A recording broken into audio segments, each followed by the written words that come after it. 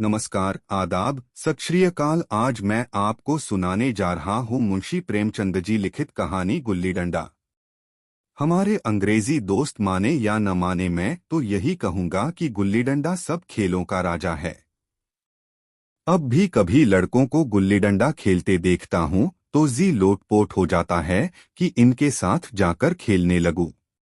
न लान की जरूरत, न कोर्ट की, न नेट की, न थापी की। मजे से किसी पेड़ से एक टहनी काट ली, गुल्ली बना ली और दो आदमी भी आ जाएं तो खेल शुरू हो गया। विलायती खेलों में सबसे बड़ा ऐब है कि उसके सामान महंगे होते हैं। जब तक कम से कम एक सैकड़ा न खर्च कीजिए, खिलाड़ियों में शुमार ही नहीं हो पाता। यहाँ गुल्ली डंडा है कि बना हर फिटकरी के चोखा रंग देता है, पर हम अंग्रेजी चीजों के पीछे ऐसे दीवाने हो रहे हैं कि अपनी सभी चीजों से अरुचि हो गई। स्कूलों में हर एक लड़के से 3-4 रुपए सालाना केवल खेलने की फीस ली जाती है। किसी को यह नहीं सूझता कि भारतीय खेल खिलाएं जो बिना दाम कौड़ी के खेले जाते हैं। अंग्रेजी खेल उनके लिए हैं जिनके पास धन है। गरीब लड़कों के सिर क्यों यह व्यसन मढ़ते हो? ठीक है, गुल्ली से आंख फूट जाने का भय रहता है, तो क्या क्रिकेट से सिर फूट जाने, तिल्ली फट जाने, टांग टूट जाने का भय नहीं रहता? अगर हमारे माथे में गुल्ली का दाग आज तक बना हुआ है, तो हमारे कई दोस्त ऐसे भी हैं जो थापी को बैसाखी से बदल बैठे। यह अपनी अपनी रुचि है। मुझे गुल्ली ही सब खेलों से अच्छी लगती है और बचपन की मीठी स्मृतियों में गुल्ली ही सबसे मीठी है। वह प्रात काल घर से निकल जाना, वह पेड़ पर चढ़कर टहनियां काटना और गुल्ली डंडे बनाना, वह उत्साह, वह खिलाड़ियों के जमघटे, वह पदना और पदाना, वह लड़ाई झगड़े, वह सरल स्वभाव जिससे छूत-अछूत अमीर गरीब का बिल्कुल भेद न रहता था, जिसमें अमीराना चोचलों की, प्रदर्शन की, अभिमान की गुंजाइश ही न थी। यह उसी वक्त भूलेगा जब जब घर वाले बिगड़ रहे हैं, पिताजी चौके पर बैठे वेग से रोटियों पर अपना क्रोध उतार रहे हैं, अम्मा की दौड़ केवल द्वार तक है, लेकिन उनकी विचारधारा में मेरा अंधकारमय भविष्य टूटी हुई नौका की तरह डगमगा रहा है, और मैं हूं कि पदाने में मस्त हूं, न नहाने की सुधि है, न खाने की। गुल्ली है तो जरा सी, पर उसमें दुनिया भर की मिठाइयों की मिठास और तमाशों का आनंद भरा हुआ है। मेरे हमजोलियों में एक लड़का गया नाम का था। मुझसे 2-3 साल बड़ा होगा। दुबला, बंदरों की सी लंबी लंबी पतली तली उंगलियां, बंदरों की सी चपलता, वही झल्लाहट। गुल्ली कैसी ही हो, पर इस तरह लपकता था जैसे छिपकली कीड़ों पर लपकती है। मालूम नहीं उसके माँ बाप थे या नहीं, कहाँ रहता था, क्या खाता था, पर था हमारे गुल्ली क्लब का चैंपियन। जिसकी तरफ वह आ जाए उसकी जीत निश्चित थी। हम सब उसे दूर से आते देख उसका दौड़कर स्वागत करते थे और अपना गोरिया बना लेते थे। एक दिन मैं और गया दो ही खेल रहे थे। वह पदा रहा था, मैं पद रहा था, मगर कुछ विचित्र बात है कि पदाने में हम दिन भर मस्त रह सकते हैं, पदना 1 मिनट का भी अखरता है। मैंने गला छुड़ाने के लिए सब चालें चलीं जो ऐसे अवसर पर शास्त्र विहित न होने पर भी क्षम्य हैं, लेकिन गया अपना दाव लिए बगैर मेरा पिंड न छोड़ता था। मैं घर की ओर भागा। अनुनय विनय का कोई असर न हुआ था। गया ने मुझे दौड़कर पकड़ लिया और डंडा तानकर बोला, मेरा दाव देकर जाओ।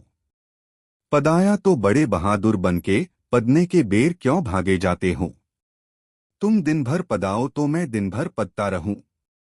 हाँ, तुम्हें दिन भर पदना पड़ेगा। न खाने जाऊं न पीने जाऊं।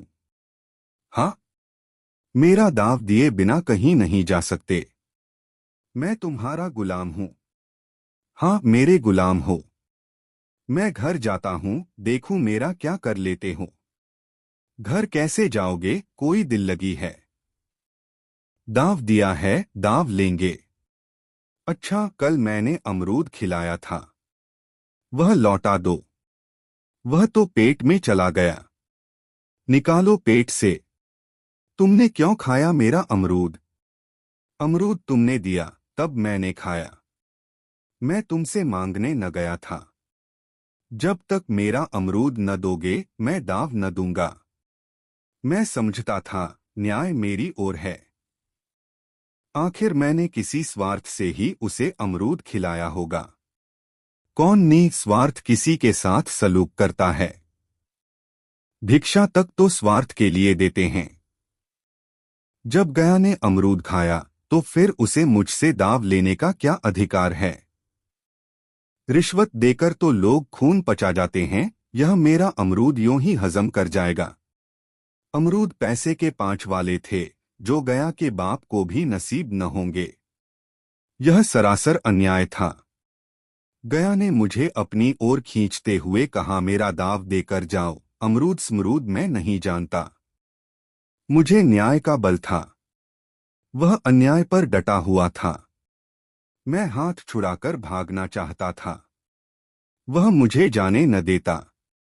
मैंने उसे गाली दी, उसने उससे कड़ी गाली दी, और गाली ही नहीं, एक चांटा जमा दिया।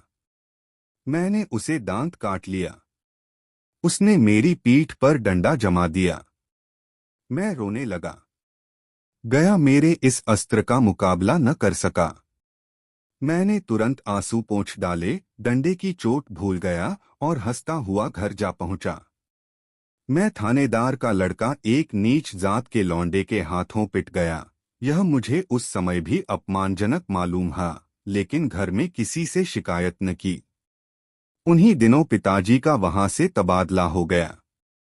नई दुनिया देखने की खुशी में ऐसा फूला कि अपने हमजोलियों से बिछुड़ जाने का बिल्कुल दुख न हुआ। पिताजी दुखी थे। वह बड़ी आमदनी की जगह थी।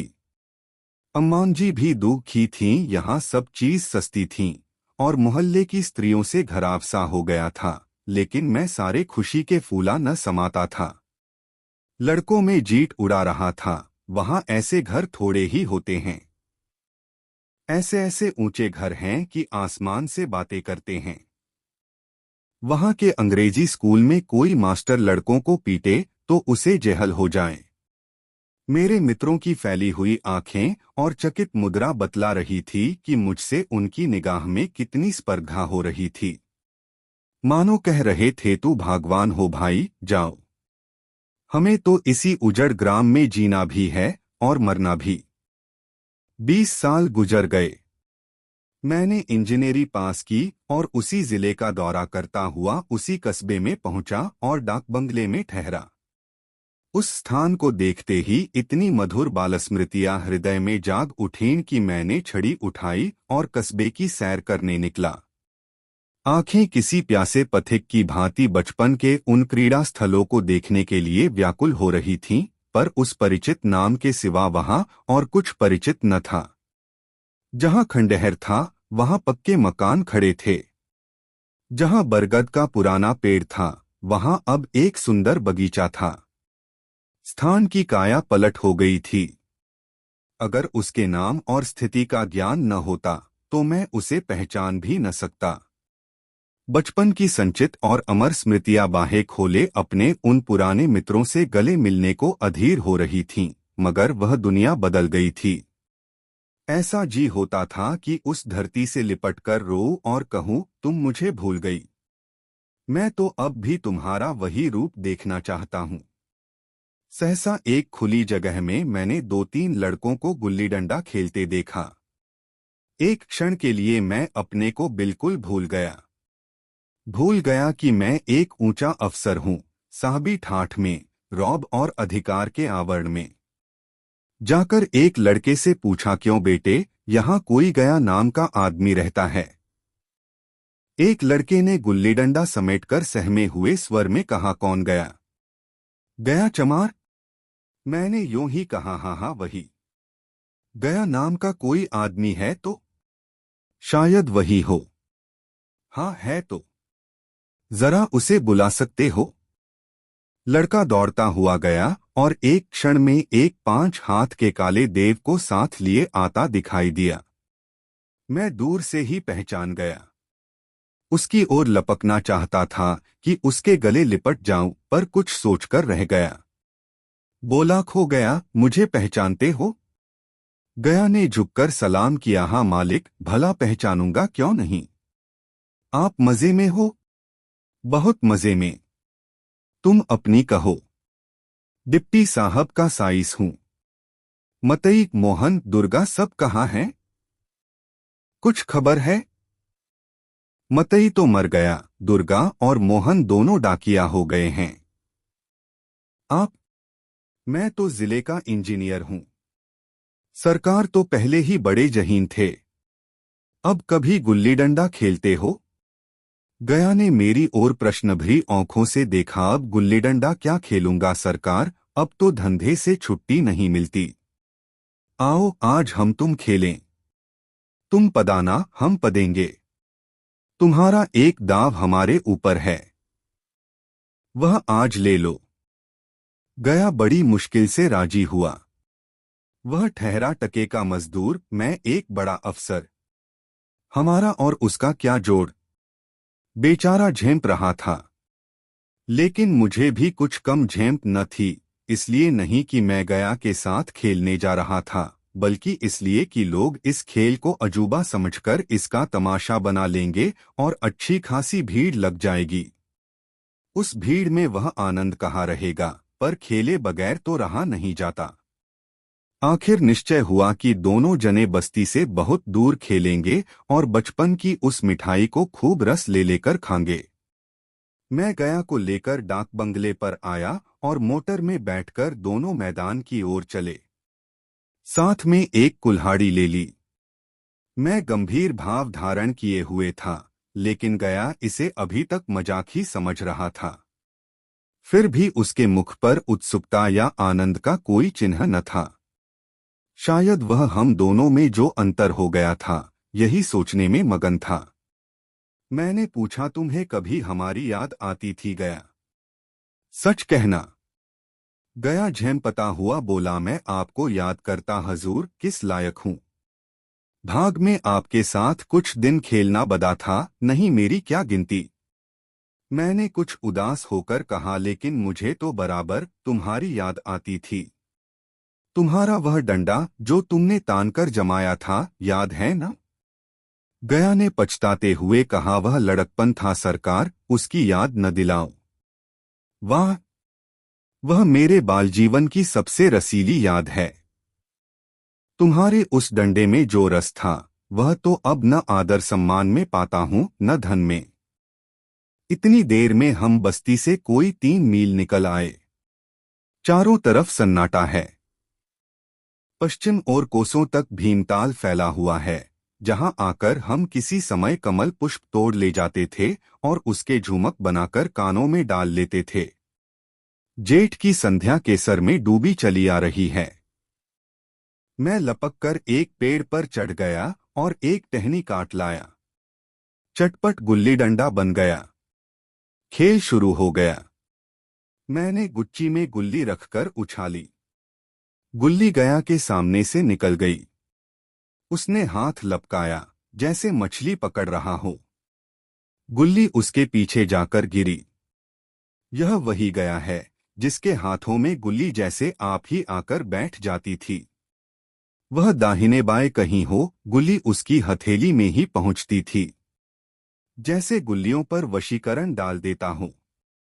नई गुल्ली, पुरानी गुल्ली, छोटी गुल्ली, बड़ी गुल्ली, नोकदार गुल्ली, सपाट गुल्ली सभी उससे मिल जाती थी।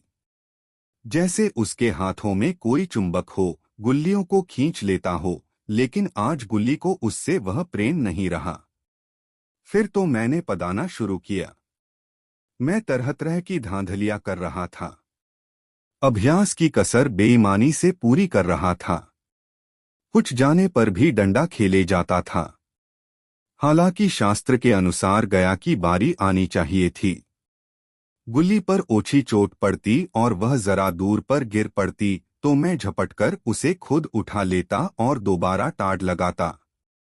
गया यह सारी बेकायदगियां देख रहा था, पर कुछ न बोलता था, जैसे उसे वह सब कायदे कानून भूल गए।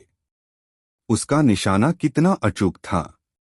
गुल्ली उसके हाथ से निकलकर टन से डंडे से आकर लगती थी। उसके हाथ से छूटकर उसका काम था डंडे से टकरा जाना, लेकिन आज वह गुल्ली डंडे में लगती ही नहीं। कभी दाहिने जाती है, कभी बाएं, कभी आगे, कभी पीछे। आध घंटे पदाने के बाद एक गुल्ली डंडे में आ लगी। मैंने धांधली की, गुल्ली डंडे में नहीं लगी। बिल्कुल पास से गई, लेकिन लगी नहीं। गया ने किसी प्रकार का असंतोष प्रकट नहीं किया। न लगी होगी। डंडे में लगती तो क्या मैं बेईमानी करता? नहीं भैया, तुम भला बेईमानी करोगे? बचपन में मजाल था कि मैं ऐसा घपला करके जीता बचता। यही गया गर्दन पर चढ़ बैठता, लेकिन आज मैं उसे कितनी आसानी से धोखा दिए चला जाता था। गधा है। सारी बातें भूल गया। सहसा गुल्ली फिर डंडे से लगी, और इतनी जोर से लगी जैसे बंदूक छूटी हो। इस प्रमाण के सामने अब किसी तरह की धांधली करने का साहस मुझे इस वक्त भी न हो सका, लेकिन क्यों न एक बार सबको झूठ बताने की चेष्टा करूं। मेरा हरज की क्या है? मान गया तो वाह वाह, नहीं दो चार हाथ पदना ही तो पड़ेगा। अंधेरा का बहाना करके जल्दी से छुड़ा लूंगा। फिर कौन दाव देने आता है? गया ने विजय के उल्लास में कहा, लग गई लग गई। तन से बोली। मैंने अनजान बनने की चेष्टा करके कहा, तुमने लगते देखा? मैंने तो नहीं देखा। तन से बोली, है सरकार। और जो किसी ईंट से टकरा गई हो? मेरे मुख से यह वाक्य उस समय कैसे निकला, इसका मुझे खुद आश्चर्य है। इस सत्य को झुठलाना वैसा ही था जैसे दिन को रात बताना। हम दोनों ने गुल्ली को डंडे में जोर से लगते देखा था, लेकिन गया ने मेरा कथन स्वीकार कर लिया। हाँ, किसी ईंट में ही लगी होगी। डंडे में लगती तो इतनी आवाज न आती। मैंने फिर पदाना शुरू कर दिया, लेकिन इतनी प्रत्यक्ष धांधली कर लेने के बाद गया की सरलता पर मुझे दया आने लगी। इसीलिए जब तीसरी बार गुल्ली डंडे में लगी तो मैंने बड़ी उदारता से दाव देना तय कर लिया। गया ने कहा, अब तो अंधेरा हो गया है भैया, कल पर रखो। मैंने सोचा, कल बहुत सा समय होगा, यह न जाने कितनी देर पदाए, इसलिए इसी वक्त मामला साफ कर लेना अच्छा होगा। नहीं नहीं, अभी बहुत उजाला है। तुम अपना दाव ले लो। गुली सूझेगी नहीं।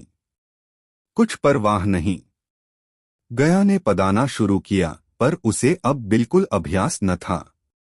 उसने 2 बार टांड लगाने का इरादा किया, पर दोनों ही बार हुच गया। 1 मिनट से कम में वह दाव खो बैठा। मैंने अपनी हृदय की विशालता का परिचय दिया।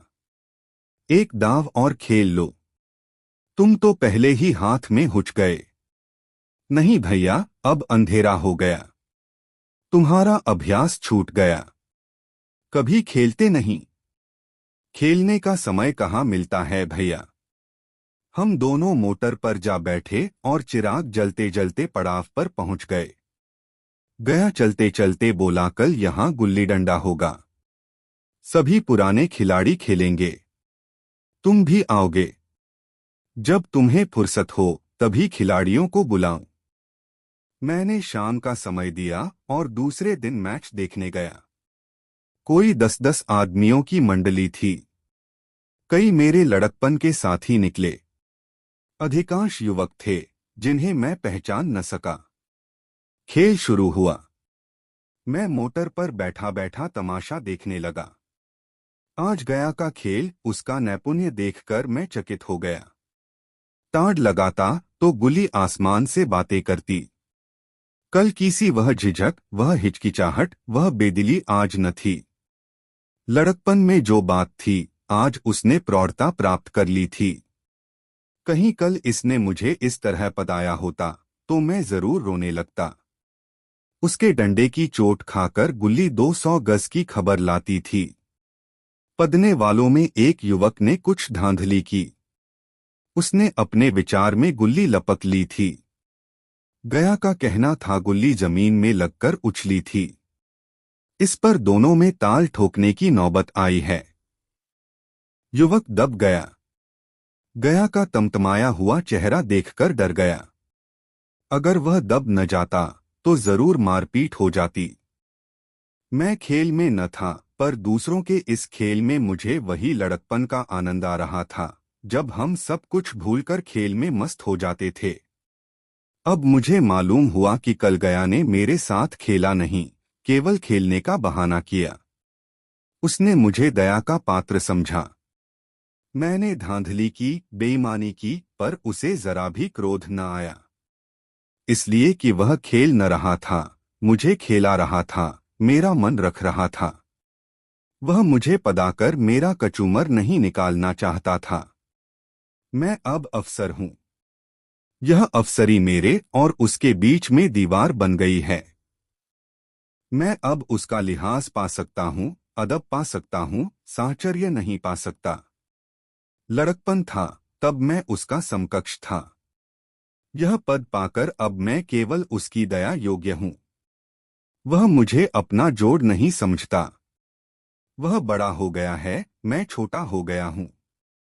यदि आपको कहानी पसंद आई हो तो कमेंट जरूर कीजिए और चैनल को सब्सक्राइब करना ना भूलिए। और भी इसी तरह की कहानियां